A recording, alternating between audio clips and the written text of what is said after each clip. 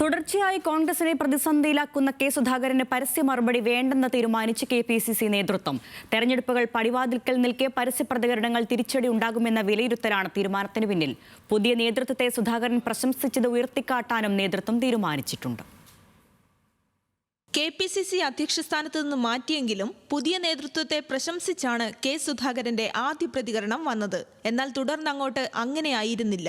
മാറ്റിയതിനെതിരെ തുറന്നടിച്ച് സുധാകരന്റെ പ്രതികരണങ്ങൾ വന്നു. പേര് പറഞ്ഞില്ലെങ്കിലും വരികൾക്കിടയിൽ ഒളിപ്പിച്ചു മാറ്റാൻ ചരട് വലിച്ച നേതാക്കൾക്കെതിരെ വിമർശനവും ഉന്നയിച്ചു. തദ്ദേശ തെരഞ്ഞെടുപ്പും പിന്നാലെ നിയമസഭാ തെരഞ്ഞെടുപ്പും വരാനിരിക്കെ ഈ പ്രതികരണങ്ങൾ പാർട്ടിയെ ചെറുതായൊന്നുമല്ല കുഴപ്പത്തിലാക്കിയത്. സാഹചര്യത്തിന്റെ ഗൗരവം മനസ്സിലാക്കിയാണ് പരസ്യമായി ഇനി മറുപടി വേണ്ടെന്ന നേതൃത്വത്തിന്റെ തീരുമാനം. സുധാകരന്റെ പ്രതികരണങ്ങളോടുള്ള ചോദ്യങ്ങൾക്ക് ഒഴിഞ്ഞുമാറുകയാണ് നേതാക്കൾ. മാധ്യമങ്ങളെ കണ്ട UDF കൺവീനർ ഒറ്റക്കെട്ടെന്ന മറുപടി മാത്രം ആവർത്തിച്ചു. ഞങ്ങൾ ഒരു പ്രശ്നമില്ലല്ലോ, നിങ്ങൾ ഉണ്ടാക്കുന്ന അടികൾ ഞങ്ങളെ അത് കൂട്ടത്തിൽ വലിച്ചഴിക്കരുത്. തൽക്കാലം ഞങ്ങളെ വലിച്ചെടുക്കരുത്.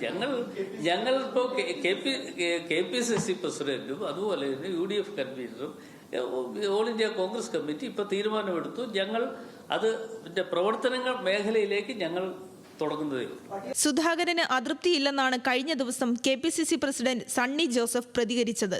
അതേസമയം മൂന്നാം പിണറായി സർക്കാർ വരുമെന്ന LDF പ്രചാരണത്തെ ശക്തമായി എതിർക്കാനും പാർട്ടി തീരുമാനിച്ചിട്ടുണ്ട്.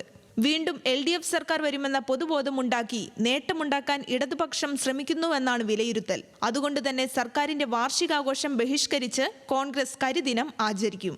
ന്യൂസ് മലയാളം, തിരുവനന്തപുരം.